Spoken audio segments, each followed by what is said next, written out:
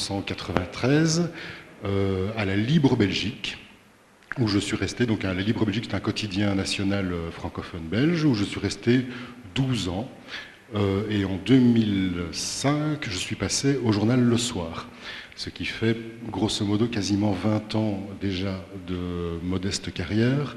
Et la particularité, c'est que sur ces 19 ans, j'en ai passé 9,5-10 pour le papier et l'autre moitié pour le web. Je suis donc un journaliste qui a ce double ADN papier et web, puisque à la Libre Belgique, j'ai eu l'occasion de lancer le site lalibre.be, c'était en 2001, et aujourd'hui, je m'occupe du soir.be, donc le site internet du soir, et l'ensemble des plateformes numériques du soir, puisqu'elles sont déclinées sur différents supports. Voilà en 2 mots. Sans vous assassiner de chiffres, je vais passer aussi 37 secondes à vous décrire le soir. Mais vraiment, ça va aller très très vite. Donc, le soir, c'est un quotidien à la base. Donc, il existe depuis 125 ans. C'est un quotidien papier, qui a une édition quotidienne, un quotidien d'information générale. Donc, on traite aussi bien le sport, le standard, pour ceux qui connaissent, que l'économie, Standard & Poor's, pour ceux qui connaissent aussi. On passe vraiment de toutes les thématiques, toutes les matières. Aujourd'hui, nous sommes ce que l'on appelle, enfin on tente en tout cas, d'être un quotidien cross-média, c'est-à-dire qui publie sur plusieurs supports. Vous voyez, il y a 120 journalistes, c'est énorme pour un pays comme la Belgique, c'est la plus importante rédaction côté francophone. Évidemment, si on va en France, à Libération, Le Monde, on est dans des proportions bien plus élevées. Alors, je ne veux pas vous assassiner de chiffres, mais c'est simplement pour vous montrer un petit peu le contexte. Ne vous fiez pas aux chiffres, j'ai fait ça hier soir, simplement pour montrer une tendance. Ça, ici, nous avons la ligne courbe grise, ici, indique la diffusion papier depuis 25-30 ans. Et donc, on voit qu'elle est sous pression et qu'elle n'arrête pas de diminuer. On était... mais je n'ai pas connu ce temps-là, à plus de 250 000, presque 300 000 exemplaires par jour. Et aujourd'hui, on essaye de se maintenir à 70 000 exemplaires par jour. Dans le même temps, on voit que en rouge ici, vous voyez les audiences web. Disons, le croisement ici est mal placé, mais c'est en 2009 que les audiences Internet ont dépassé les audiences papier. Et alors, phénomène relativement neuf, on voit depuis 2010 une explosion, vraiment une croissance exponentielle des audiences mobiles, de sorte que je pense qu'en 2015-2016, les audiences mobiles vont sans doute dépasser les audiences web. Donc on voit déjà la tendance, on va vers du mobile et des tablettes, le PC va sans doute se tasser. Autre évolution intéressante, et qui est malheureusement pas la copie conforme de la dia précédente, c'est que là, ici, j'essaye de représenter les chiffres d'affaires, les revenus. Alors, les revenus du papier, on voit, sont sous pression aussi, vraiment fortement sous pression. On souffre énormément actuellement de la conjoncture et de la crise économique, et les revenus publicitaires s'effondrent, et les revenus liés à la vente du journal s'effondrent aussi. En même temps, les revenus publicitaires liés aux produits numériques, mais pas que les revenus publicitaires, il y a aussi de la diversification, sont en croissance exponentielle. Alors l'échelle le montre mal ici, mais je vous assure que ça augmente très très fort. La mauvaise nouvelle, donc ça c'était pour la bonne nouvelle, la mauvaise nouvelle, c'est que si les audiences papier ont dépassé c'est l'inverse, si les audiences web ont dépassé les audiences papier, on voit que les revenus du numérique sont loin de dépasser les revenus du papier. Ce qui explique en 2 mots pourquoi nous n'arrêtons pas, tout simplement, la publication du papier. Ça rapporte encore beaucoup d'argent. Et donc on est dans une situation un peu schizophrène où on doit continuer un ancien modèle, un ancien produit, tout en développant des nouveaux produits. Alors, là je passe très très vite, c'est simplement pour montrer que la politique de développement de produits numériques, elle est très énergique, on va dire, et qu'on est sur une idée de diversification. L'idée, c'est vraiment d'être présent sur toutes les plateformes pour toucher le consommateur où il est, où qu'il soit sur le web, qu'il soit sur Twitter, qu'il soit sur Facebook, sur mobile, des applications. On a aussi plutôt des stratégies verticales en silo, c'est-à-dire qu'on développe des petits sites sur des thématiques très très précises qui sont en général génératrices de chiffre d'affaires. Et on développe aussi, ce qui est tout à fait nouveau pour un média de presse écrite, de la vidéo. Et enfin, dernier point, pour rappeler que nous nous posons tous les mêmes questions, c'est qu'aujourd'hui, nous sommes à une charnière où on se cherche, en tout cas on tente de définir et de mettre en œuvre un nouveau modèle éditorial, un nouvel outil. On a un gros chantier pour l'instant où on installe un nouveau système éditorial. C'est un logiciel vraiment très très lourd qu'on installe pour tout l'ensemble des titres recels. Une nouvelle organisation. Là, au mois de septembre, la rédaction va vraiment vivre un tsunami. On va totalement changer à la fois mais pas seulement les emplacements dans la rédaction, mais aussi quasiment les fonctions de chaque journaliste dans la rédaction. Sa façon de travailler va vraiment changer. Et aussi, sans S, un nouveau modèle économique. Désolé pour la faute d'orthographe. Modèle économique que je vais tenter d'expliquer maintenant. Alors, pourquoi tout ça? Pourquoi tout ce chambardement? Pour faire très très court, et je reprends la formulation ici à Edoui Plenel, qui est l'ancien journaliste du Monde, qui aujourd'hui est à la tête de Mediapart, et qu'en général il fait des interventions publiques, il commence toujours par cette phrase, et j'y adhère: Internet, on peut considérer que c'est la troisième révolution industrielle, après la vapeur, après l'électricité. Quand on voit l'apport de ces deux technologies, on peut imaginer l'apport de la troisième, c'est-à-dire le traitement des données et la transmission des données. Ce qui se passe aujourd'hui est sans commune mesure dans l'histoire de l'humanité. Quand je dis qu'on n'a jamais produit autant de données, si j'ai commencé mon intervention il y a 10 minutes, il faut se rendre compte que chaque minute, il y a 6 heures de vidéos qui sont uploadées sur YouTube.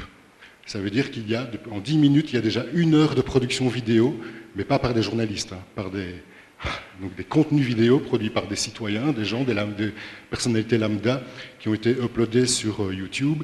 Et donc YouTube, la production vidéo sur YouTube, depuis que YouTube existe, dépasse la production vidéo des 3 principales chaînes de télévision américaines depuis la fin de la guerre. Donc c'est absolument vertigineux ce qu'on produit comme contenu. Et c'est une bonne nouvelle pour nous les journalistes, puisque plus que jamais, il y a une masse de données à traiter, et c'est quand même une partie importante de notre métier, c'est de traiter ces données, traiter ces contenus, leur donner du sens, les hiérarchiser, pour les médiatiser, les transmettre. Mais la façon dont se passe ce métier doit radicalement changer. Donc pour faire ça, pour traiter cette masse de données, on ne peut pas travailler comme on travaillait il y a 10, 15, 20 ans. Ce n'est pas possible. C'est incompatible même. Ça c'est à titre personnel. Quand je suis arrivé au groupe Rossel, donc, qui est l'éditeur qui édite le groupe Le Soir, j'ai eu le sentiment d'être engagé par un imprimeur. Vraiment, c'était le core business avec cette rotative gigantesque. C'est pas celle-là, ça c'est une que j'ai trouvée sur Internet. Aujourd'hui, j'ai le sentiment de travailler pour un groupe média. Vraiment, le support est devenu quelque part accessoire. Le fait qu'on imprime, qu'on est sur des sites Internet, des applications, c'est devenu secondaire. La chose la plus importante, c'est le contenu. Et ce contenu, on va tenter de le diffuser sur la meilleure plateforme possible. Alors, petite parenthèse, on peut ne rien faire. Et voilà, en 10 points, comment en ne faisant rien, on peut tuer un média. Ici j'ai mis un journal, parce que ça s'applique plus à un journal. Mais ces 10 points ici, c'est une réalité dans les rédactions. Alors je commence par un petit peu de poésie avec ce premier point. C'est une allusion à la charte éditoriale que Hubert Beuve-Méry, donc le fondateur du journal de Monde, sa charte dans la rédaction, il l'avait affichée, il disait aux journalistes « faites emmerdant ». c'était sa ligne éditoriale, parce que ça correspondait à l'époque à la physionomie du produit qu'il souhaitait proposer à ses lecteurs. Aujourd'hui, il faut faire à 180 degrés, surtout pas. Surtout pas. Donc n'écoutez pas Hubert Beuve-Méry. Alors, on va aller passer vite en revue. Si vous voulez mourir, n'évoluez pas. Continuez à publier des nouvelles qui se sont passées il y a 24 heures ou 48 heures. Surtout, ne prenez pas de risques. Espérez que tout va aller bien sans rien bouger. Surtout, ignorez votre audience et continuez à fonctionner dans un système de mass média où vous vous adressez de manière verticale à une audience sans interactivité. Donc surtout, n'allez pas toucher vos lecteurs. Surtout, ne soignez pas la forme, la mise en scène de l'information, tout ça n'est pas important, donc c'est évidemment ironique. Continuez à écrire des articles longs comme un jour sans pain. Surtout, ne formez pas les journalistes, payez-les très très mal. N'engagez pas de talent et surtout méfiez-vous des nouvelles technologies. Donc voilà le mode d'emploi pour mourir. On va essayer de survivre. Alors moi, mon sentiment, c'est que si on prend un peu de recul sur ce qui se passe depuis 10, 15, 20 ans, en tout cas dans mon pays et en Europe, tous ces médias traditionnels qui étaient entre guillemets les rois du pétrole il y a 20 ou 30 ans et qui aujourd'hui souffrent, pourquoi souffrent-ils? Mais tout simplement parce que, je pense, ils ne touchent plus leurs lecteurs. Le produit qu'ils offrent n'intéresse plus le lecteur, qui se détourne des médias classiques, des médias traditionnels, pour tantôt aller sur des nouvelles plateformes de type Facebook ou sur des réseaux sociaux, sur des forums, des blogs ou d'autres formes encore, je n'en sais rien. Mais en tout cas, il y a une perte de crédibilité très très forte pour les médias traditionnels, et simplement on est sur une autre planète.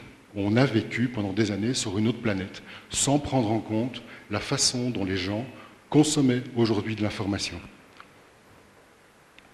Donc, quelque part, il y a une bonne nouvelle, c'est que la demande est très très forte. On a vu qu'il y avait une explosion des contenus, de la quantité de contenu, et donc ça veut dire que les gens continuent à consommer de l'information énormément, beaucoup plus qu'avant. Paradoxalement, Internet, grâce au web, on lit beaucoup plus qu'avant, parce qu'Internet est d'abord un média écrit.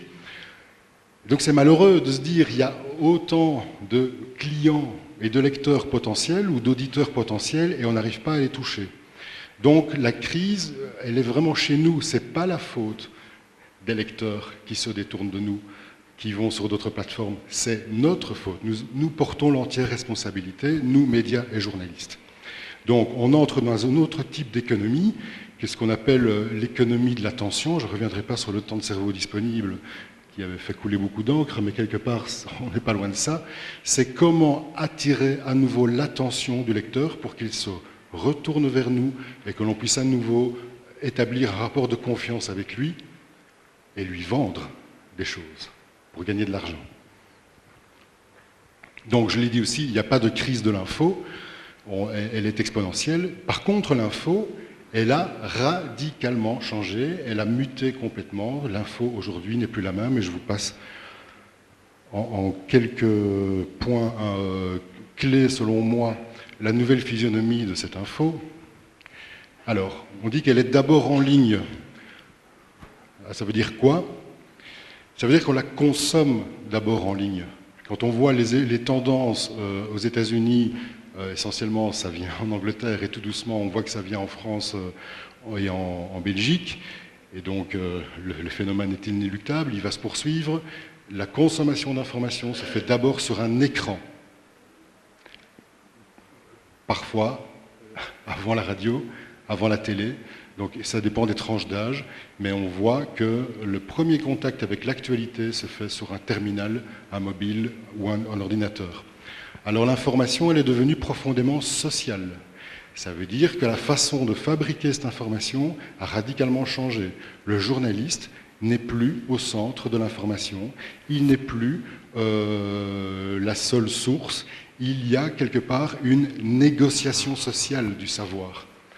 Cette information, il l'a fait avec ses lecteurs, qui lui apporte des éléments, qui corrige son information et qui parfois est un peu, il faut le reconnaître aussi, très très rude avec le journaliste, le bouscule, mais bon, c'est une évolution vraiment fondamentale, c'est que le journaliste, pour la première fois grâce à Internet, va se rendre compte qu'il est lu. Et quand un journaliste se rend compte qu'il est lu, normalement, il se passe quelque chose dans sa tête. C'est un choc terrible. Quand vous écrivez dans un journal, vous n'avez pas cette perception presque charnelle de ce contact. Alors, il est en réseau, je l'ai dit, le journaliste n'est plus au centre de l'information, il n'est plus au centre du processus. Au centre du processus, aujourd'hui, c'est l'information, ce n'est pas le journaliste. Et le journaliste, il descend de son piédestal et il communique, il va là où se trouvent les internautes aujourd'hui. Sur Facebook, sur Twitter, peu importe. Il va là où se trouvent ses lecteurs et il n'attend pas que ses lecteurs, ses auditeurs viennent à lui. L'idée du site portail carrefour d'informations où tous les gens vont s'abreuver d'informations passivement, ça ne tient pas la route, ça ne va pas. Alors l'information, elle est fragmentée aussi. Fragmentée, ça veut dire qu'elle est, c'est surtout dans ses usages. Moi, quand je voyais mes parents, mon père qui rentrait du travail, il lisait son journal le soir et c'était son moment d'information quotidien. Il lit son journal à un moment. Aujourd'hui, la consommation d'informations se fait au saut du lit sur un mobile jusqu'au coucher du soleil et tard le soir sur un mobile aussi. Et entre les deux, on est passé sur un site web, pourquoi pas un journal papier, un journal télévisé, la radio. Donc cette information, elle est éclatée. Ça veut dire quoi pour nos métiers et pour les entreprises de presse? C'est que nous devons être capables de fournir une information adaptée à chaque moment de lecture et pour chaque support. Donc c'est un défi énorme. On ne peut pas faire du copier-coller d'un support à l'autre. Lire de l'information sur un écran de mobile, ce n'est pas la même chose que de lire de l'information dans un journal papier. On doit donc modifier nos organisations. L'information, elle est nomade, c'est plus ou moins le même concept, donc ça veut dire qu'elle change de support. Et quelque part, ce que je veux dire par là, c'est que la notion de support est de moins en moins importante. Ce qu'il faut, c'est produire de l'information et pas fabriquer un produit. C'est vraiment un service d'information en continu. Je le disais, en continu, ça veut dire qu'elle est en chantier permanent. Si vous allez sur certains sites, et c'est vraiment les blogueurs qui ont inventé cette structure narrative des articles, les contenus ne sont plus du tout, ou de moins en moins linéaires. Le fil narratif est parfois très décousu. Quand on voit, je vais prendre un exemple très simple qui va fâcher personne, nous faisons des directs commentés de matchs de foot, et donc on utilise un module qui s'appelle Cover It Live, qui permet d'avoir de l'interactivité, de l'interaction avec les lecteurs.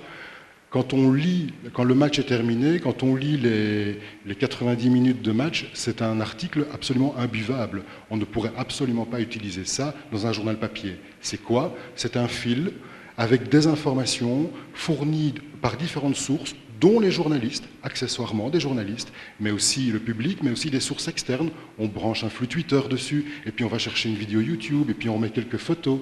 Et ce fil-là, cette construction fragmentée de l'information, est quelque chose qui bouscule fortement nos métiers et aussi les organisations, puisque nous devons être capables de produire cela de manière crédible, avec de l'information valide.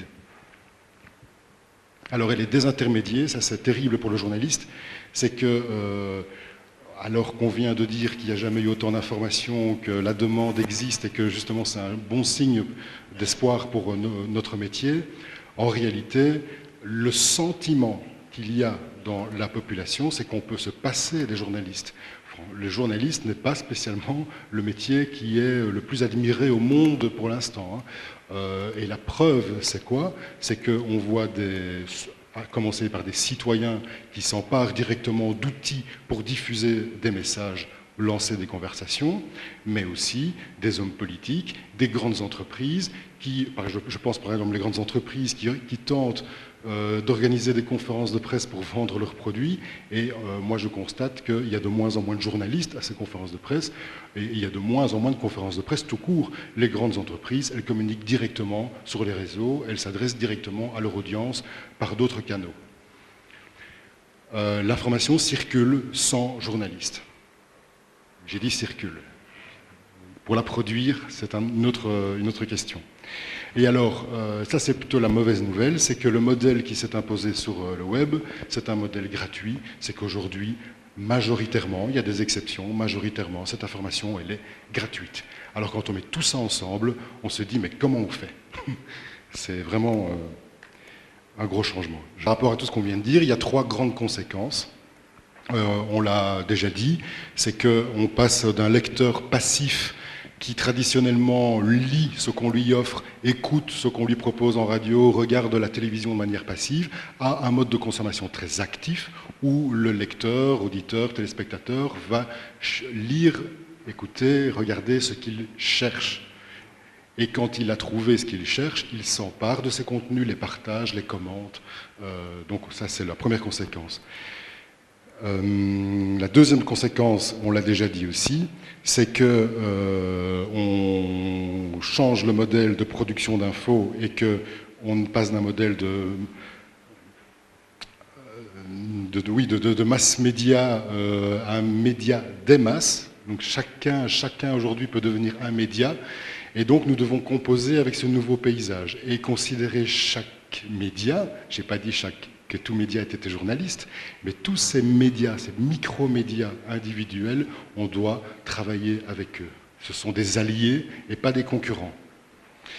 Et troisième conséquence, c'est qu'au-delà du défi qui consiste à inventer le web, mais quelque part, c'est pas compliqué de faire du web. Le plus compliqué dans cette aventure, c'est de réinventer le journal papier, qui ne peut en aucun cas ressembler à ce qu'il était hier. C'est de réinventer la radio, c'est de réinventer la télévision. C'est les médias traditionnels qu'il faut inventer. Ce n'est pas le web. Le web, il est déjà bien avancé et à maturité. Donc pour résumer, le problème des médias, ce n'est pas un problème de contenu, c'est un problème marketing, on l'a dit, c'est-à-dire qu'on ne touche plus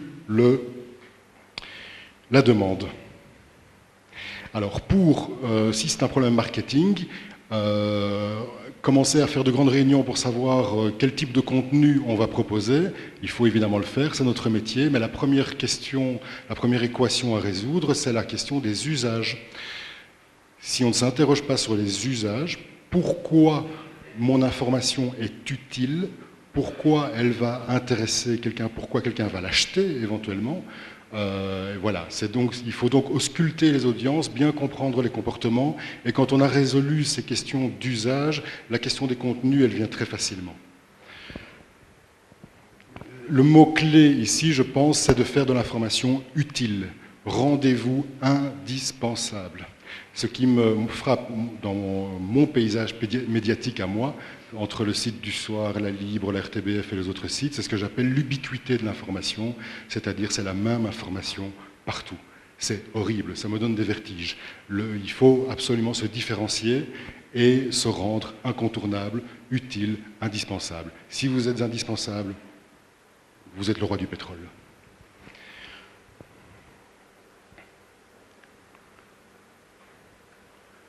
Alors, quel modèle économique pour soutenir tout ça? Je vous dis tout de suite que je n'ai pas la réponse. Sinon, je serais très très riche. En revanche, il y a peut-être... donc, je n'ai pas de recette toute faite. Il n'y en a pas. Et d'ailleurs, méfiez-vous des consultants Internet qui vous amènent des solutions toutes faites. Ils sont à coup sûr à côté de la plaque parce que chaque contexte de communication est particulier. Votre cible, votre historique, vos objectifs, chaque fois, il y a des réponses différentes à ça. Mais bon, il y a quand même quelques paradigmes, quelques notions qu'on peut peut-être passer en revue. Et avant de se poser la question de savoir quel modèle économique, comment je vais vendre de l'argent, il faut d'abord, et ça c'est 80% du chemin, être soi-même convaincu que le web est quelque chose de sérieux et que ça permet vraiment de faire du chiffre d'affaires. Si, et c'est une posture journalistique courante, en tout cas chez moi, à la rédaction ou en Belgique, on continue à considérer avec dédain et je dirais avec beaucoup de... Aïe, ça c'est un ordinateur qui a chu. et il survit. Donc si on continue à regarder le web avec beaucoup de dédain, en se disant, tiens, mais moi j'ai eu comme ça, dans l'ascenseur au bureau, des gens il y a 2 ans qui me disaient encore, des gens de la rédaction, Philippe, c'est bien ce que tu fais, mais ça ne va pas marcher, Internet, ça ne va pas aller. Hein. Et aujourd'hui, 2 ans plus tard, ils changent quand même tout doucement d'avis, puisqu'ils voient surtout leur propre business qui est en train de s'écrouler. Et cette posture, cette disponibilité mentale de se dire, le web est un outil, et je peux réellement m'en emparer pour faire quelque chose, c'est la première étape. Être soi-même convaincu qu'il y a de la valeur sur le web. Le gros souci aujourd'hui, c'est qu'il y a une grande confusion, on met tout dans un même sac. Quand je dis on, c'est certain. On confond le web, les buzz sur YouTube, toutes les choses insignifiantes de Twitter. Et alors, fatalement, on se dit, enfin, ça, c'est pas du journalisme, c'est pas notre métier. Mais non, mais dans la vraie vie, il y a des milliards de choses insignifiantes. Et le web n'est jamais que le reflet de la vraie vie. C'est pas l'outil, le web en tant que tel, ce n'est rien. C'est l'usage que l'on va faire du web qui en donnera de la valeur. Donc, déjà avoir cette disposition psychologique et mentale. Alors, deuxième, après avoir cette prédisposition à se dire je vais créer de la valeur, peut-être s'interroger, tiens, mais c'est quoi la valeur d'une information? Qu'est-ce qui fait quelque part qu'une information n'a pas de valeur? Et ça, c'est quand même instructif, je trouve. Ici, j'en ai retenu 6 points qui pour moi sont fondamentaux. Une info sans valeur, c'est une info qui ne me concerne pas. Donc ça, c'est le fameux problème marketing. C'est une info qui ne touche pas le lecteur. On parle dans le vide. Donc, c'est ce qu'on appelle la valeur d'usage de l'information. Faites de l'information utile. Alors, une information périmée. C'est terrible parce que donc, le web, et j'ai mis Twitter ici parce qu'il symbolise vraiment l'instantanéité et la rapidité, mais quelque part, le web lui-même détruit la valeur de l'information puisque une information est tout de suite périmée. Mais il faut en être conscient. Donc il faut peut-être penser autre chose et se dire, tiens, je ne vais pas essayer d'aller plus vite que le web.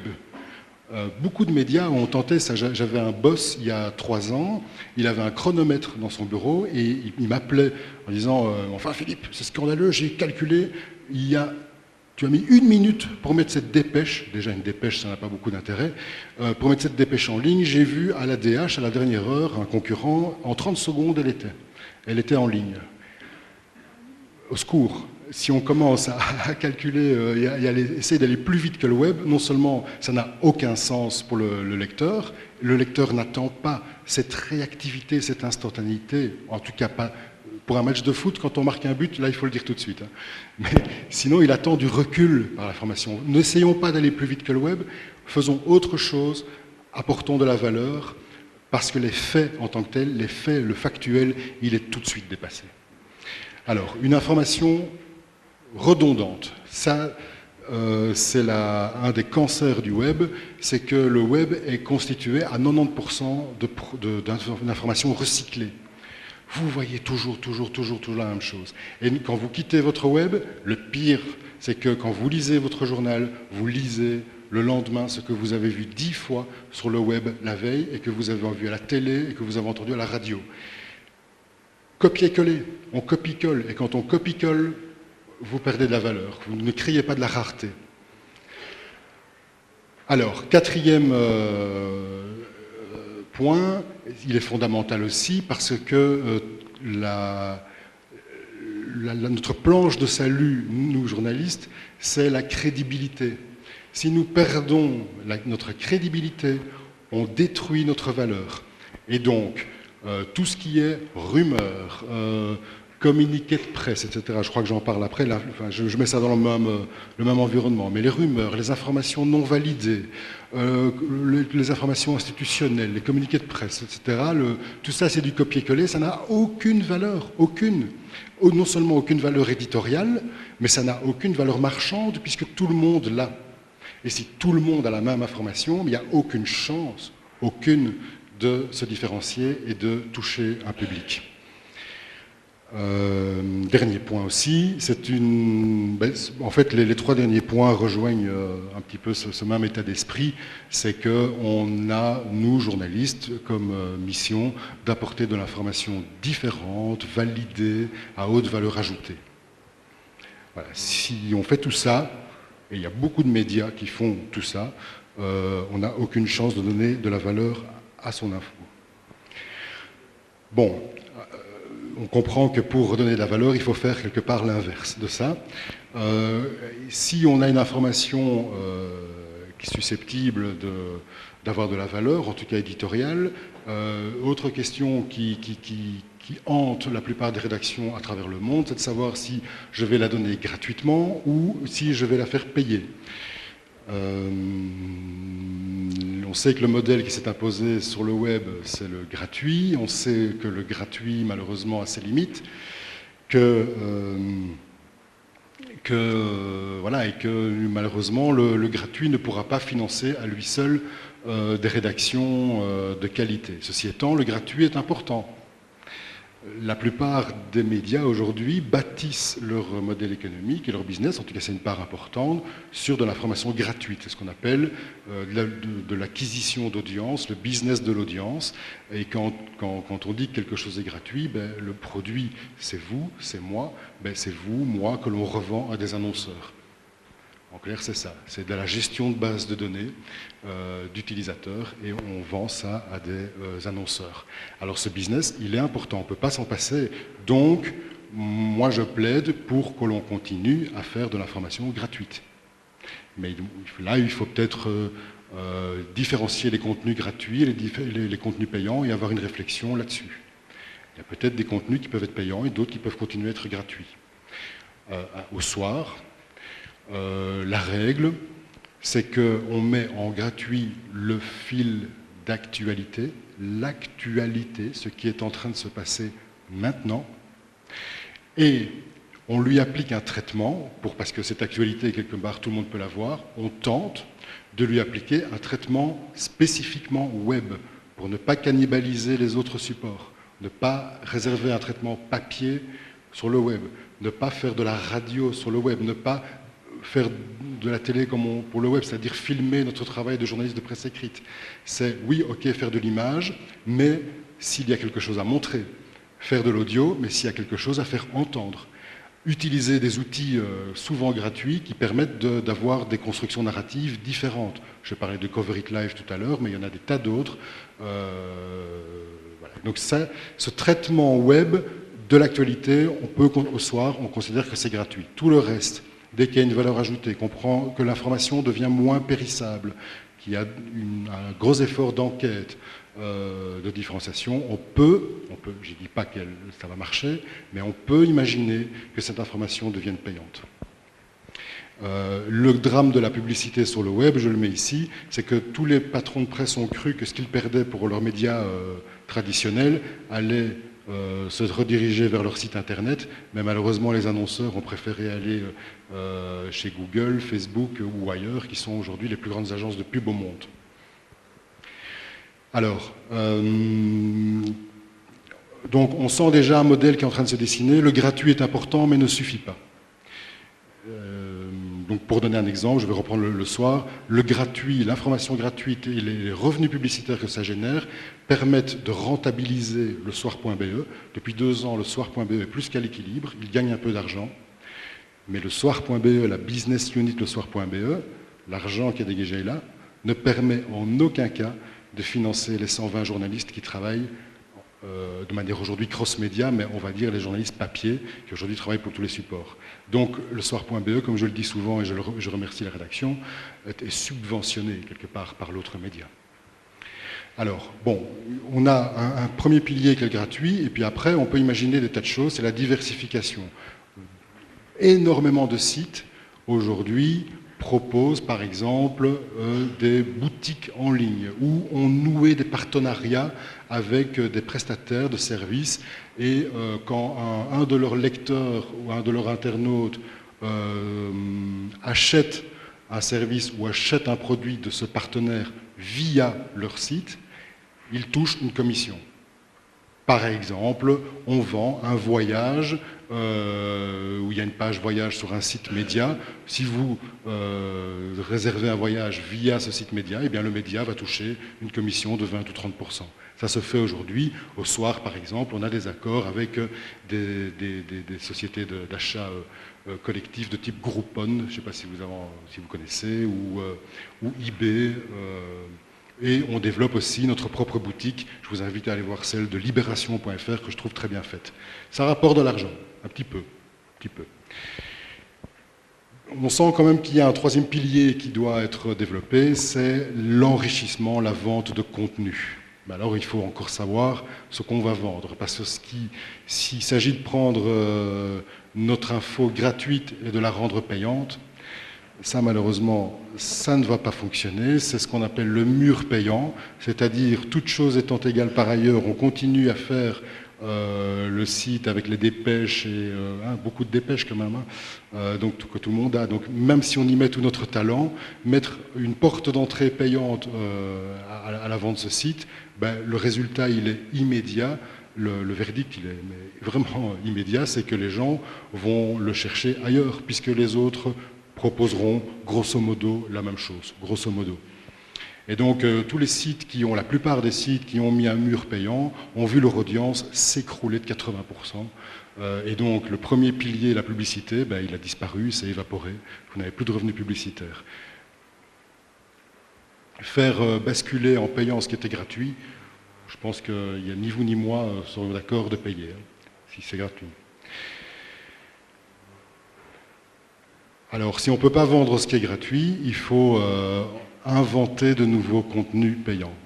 Donc, je le répète, c'est vraiment important, pas question de rendre payant ce qui est gratuit aujourd'hui. Si vous voulez construire un modèle, continuez à capitaliser sur le gratuit, mais soyez créatifs et inventez de nouveaux services d'information. Pas spécialement des nouveaux contenus. Il ne faut pas créer des accidents au coin de la rue pour avoir des scoops. C'est pas ça. Il ne faut pas créer de nouvelles informations, mais c'est un traitement exclusif de cette information qui va vous permettre de le monétiser. Et donc, 3 conditions, justement, c'est l'exclusivité. Alors, l'exclusivité sur le fond, ça, c'est le Graal, ça veut dire des scoops. Ce serait merveilleux si tous les journalistes rapportaient un scoop par jour. Mais bon, on n'en est pas là non plus, et certains journalistes ne doivent pas nécessairement rapporter des scoops. Ils ont d'autres missions. Quand je dis exclusivité, c'est une exclusivité aussi sur la forme, essayer d'avoir un traitement différencié de l'information, de se distinguer par le traitement. Et là, le web est un extraordinaire bac à sable, un extraordinaire terrain de jeu. Les possibilités sont tout simplement infinies et il y a vraiment moyen de prendre son pied, de s'éclater à traiter de l'information différemment. Et si vous y prenez un plaisir à le faire, votre lecteur va partager ce plaisir. Et ça, c'est unique. Vous créez de la rareté. Alors, deuxième point, c'est ce qu'on appelle la contextualisation. Ça rejoint un peu le premier. On disait toujours que le contenu est roi, content is king. De plus en plus, et c'est pas moi qui le dis, c'est Eric Scherer qui est un consultant respecté et un gourou des nouveaux médias qui, lui, prétend que context is king. Donc le contexte, maintenant, est, si pas plus important, mais à tout le moins tout aussi important que le contenu. Donc ce qui est important, ce n'est pas selon la pyramide inversée, qui, quoi, quand, etc., mais c'est de plus en plus de mettre en perspective, de dire why what's next, pourquoi, comment, enfin d'aller au-delà et d'apporter de l'enrichissement avec de la mise en perspective, mais aussi de l'enrichissement multimédia, des liens et des traitements différenciés. Cette contextualisation, pour le dire autrement, parce que le mot contextualisation est un peu conceptuel, c'est la mise en scène de l'information. Mettre en scène cette information, c'est plutôt des spécialistes de la forme que des spécialistes du fond. C'est vraiment une façon de traiter différente. Et ça peut, je ne dis pas que ça a, mais il y a une chance que ça a de la valeur. Ça ait de la valeur, pardon. Et donc ça nécessite d'être très professionnel. Donc on se rend compte tout doucement que c'est pas simple parce que pour pouvoir vendre, il n'y a pas d'autre choix que d'être meilleur que son concurrent. Si votre concurrent est meilleur que vous et qu'il est gratuit, vous n'allez pas y arriver. Alors, notion importante, c'est que pour vendre de l'information, en fait, on peut se demander, est-ce que l'on vend vraiment de l'information ou est-ce que l'on vend un accès à l'information, un service d'information? Moi, j'ai plutôt tendance à dire que l'on vend de plus en plus un accès. C'est ce qui se passe d'ailleurs dans le monde du disque. On ne vend plus un CD ou de moins en moins un support physique. On vend soit un MP3 qui reste quand même encore quelque chose d'assez matériel via iTunes, ou de plus en plus on n'achète même plus le fichier, on s'abonne à un service de streaming qui permet d'écouter de la musique en continu, comme Spotify par exemple, si vous avez entendu parler. Eh bien, je pense que les médias évoluent vers un modèle comme ça. J'ai énormément de respect pour mon ancienne rédactrice en chef, Béatrice Delvaux, mais je lui disais souvent, Béa, ton édito, il est formidable, mais il ne vaut pas un bal. Ton édito ne vaut pas un franc. La valeur marchande de ton article est vraiment proche de zéro. Si tu veux lui donner de la valeur, traite-le pour chaque support. Il faut faire en sorte que ce contenu soit accessible partout, sous la meilleure forme possible, au meilleur moment. Et c'est cet accès-là à l'information, cette opportunité pour un internaute qui peut éventuellement avoir de la valeur. Un internaute qui aujourd'hui se dit, bon, qu'est-ce qui se passe dans le monde et je voudrais un petit peu avoir de recul sur cette actualité, il ouvre le web et il est assailli d'informations. Le fait de sélectionner de l'information, de la traiter de manière adaptée à un support mobile, tablette, web et pour les supports traditionnels, de privilégier, de le hiérarchiser correctement, de l'éditer avec soin, d'y adjoindre un certain nombre de services, la possibilité par exemple de le lire sur le web, de le mettre dans ses archives et de le récupérer sur son mobile. Tout ça c'est plus l'usage finalement de l'information qui a de la valeur plutôt que l'information en tant que telle. Et donc il faut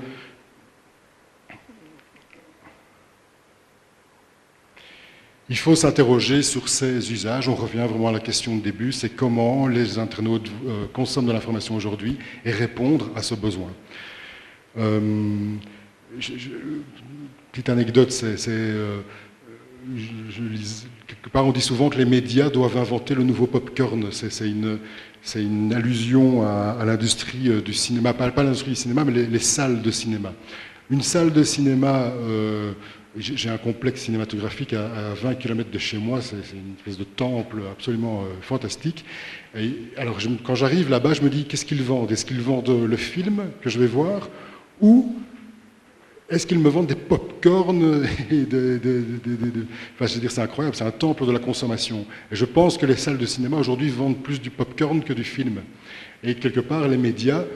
on doit plus s'interroger sur l'usage que l'on va faire de l'information, comparer ça à un film, et quelque part inventer, et c'est pas péjoratif, il faut ramener ça à nos métiers, il faut quelque part inventer le pop-corn de demain.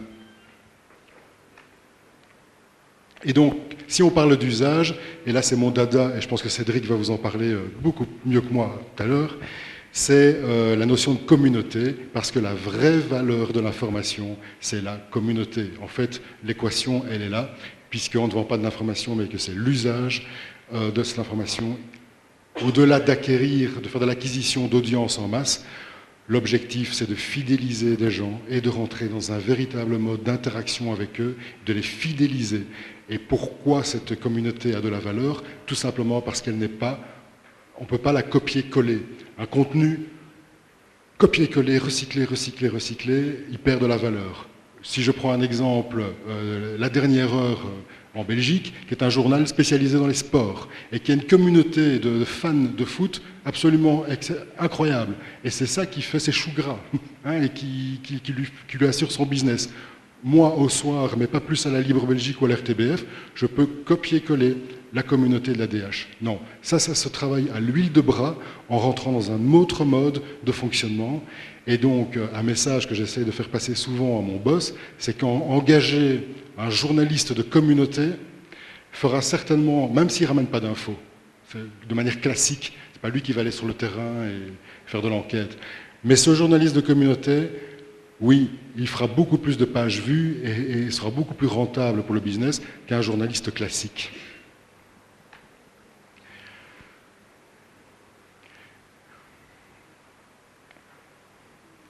Voilà, ça je l'ai dit tout à l'heure, j'ai un peu anticipé. Voilà, donc le modèle qui est dominant pour l'instant dans le paysage médiatique, c'est ce modèle hybride qui mêle du gratuit, de la diversification et du payant. C'est ce qu'on appelle de manière plus générale le freemium, donc avec des services premium payants et des services gratuits. Et en 2 mots, et puis je suis vraiment au bout, voilà comment ça se représente pour le soir. Il y a vraiment 2 univers, un univers gratuit et un univers payant.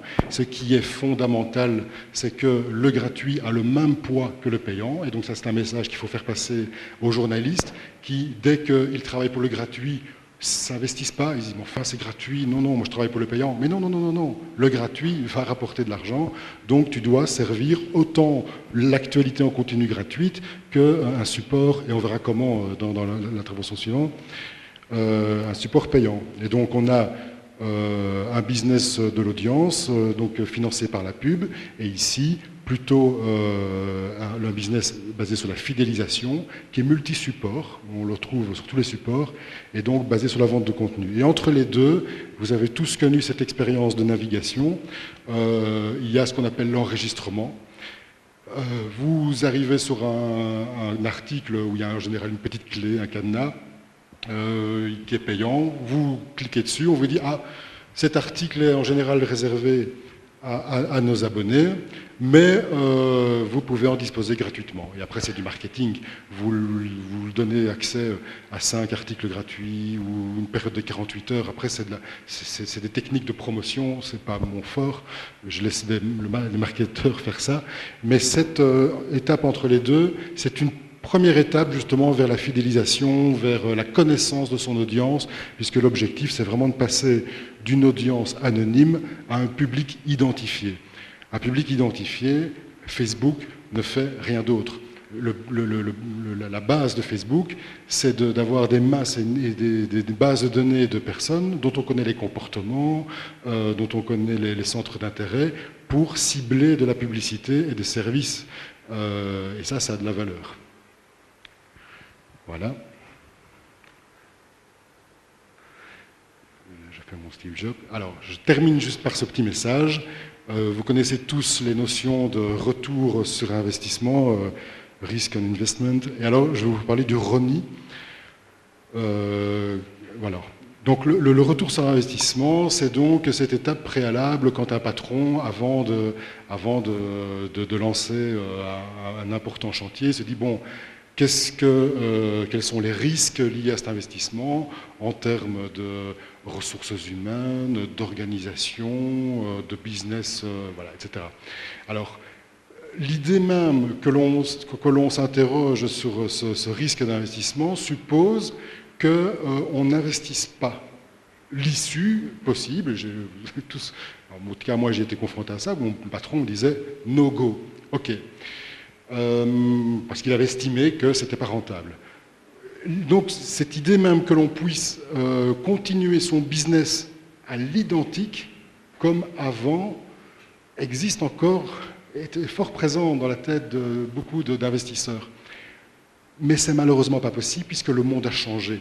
Le monde n'est plus comme avant. Ce n'est plus possible de fonctionner à l'identique puisque les changements sont tellement profonds qu'ils sont culturels, c'est même social, ça va très très loin. Et donc, quand j'entends parfois cette réponse de mon patron no go, j'essaie de lui faire comprendre le risque d'un non-investissement. Pour moi, le risque de ne pas investir est parfois, donc c'est le risk of non-investment, est parfois plus important que celui de ne pas investir. Je crois que vous avez compris. J'ai fait une petite...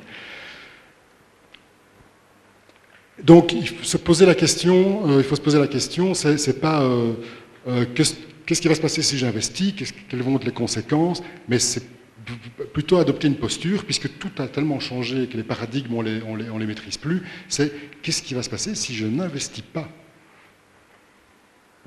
Donc, c'est toujours s'interroger sur quel coût, qu'est-ce que ça va me rapporter, c'est terriblement tétanisant, ça freine l'innovation, ça freine les mutations, et ça nous tue. On doit vraiment y aller très très fort. Voilà, ça c'est un peu ma conclusion, c'est que je ne vous ai pas donné de recette, mais je pense qu'il faut prendre vraiment les choses en main et maîtriser et prendre son destin entre ses mains pour avancer. Et que toutes les questions que j'ai posées ici, c'est des questions qui hantent les conseils d'administration, même des médias en Occident. Voilà.